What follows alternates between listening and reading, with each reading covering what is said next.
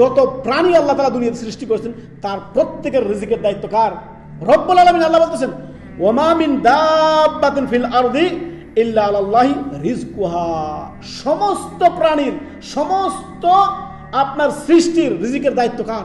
রব্বুল আলামিনের। তো রিজিকে নিয়ে আপনার ইয়াকিন, আপনার ঈমানকে শক্ত করুন, মজবুত করুন।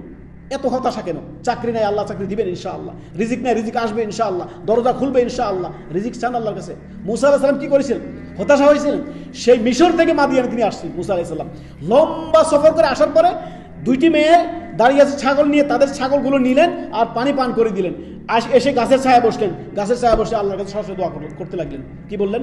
রব্বি ইন্নী লিমা আনজালতা ইলাইয়া মিন খাইরিন ফাকির। আল্লাহ, আজকে যে অনুগ্রহ আমার প্রতি নাজিল করবেন আপনি, আমি যে রিজিকের মুখাপেক্ষী, আল্লাহ আমাকে রিজিক দান করেন। আল্লাহ আমাকে, আল্লাহ আপনার ফজল এবং করম দান করেন। আমি রিজিকের মুখাপেক্ষী। আল্লাহ আমি জীর্ণ শীর্ণ অবস্থায় সফর করে আসছি, এখানে নতুন এলাকা, কেউ আমাকে চিনে না। দোয়া করতে না করতে কিছুক্ষণের মধ্যে থাকার ব্যবস্থা, খাওয়ার ব্যবস্থা, স্ত্রীর ব্যবস্থা, সব কিছুর ব্যবস্থা রব্বুল আলামিন করে দিলেন। তো আপনারা একিন কেন তো দুর্বল? মুসা আলাইহিস সালাম আল্লাহর নবী, কালিমুল্লাহ, তিনার দোয়া যদি সাথে সাথে কবুল হতে পারে, আপনারটা হবে যদি আপনার হালাল জীবন হয়, আপনি যদি প্রকৃত মুমিন হন, হবেই হবে ইনশাআল্লাহ। রিজিক নিয়ে হতাশা থাকবেন না, কখনোই নয়। কেননা আল্লাহ রব্বুল আলামিন বলেছেন অফিস সামাই রিজকুকুম ওয়া তুআদু। এ মানুষ, রিজিকের ফয়সালা আসমানে হয়, অতএব রিজিকের ফয়সালা রব্বুল আলামিন করেন।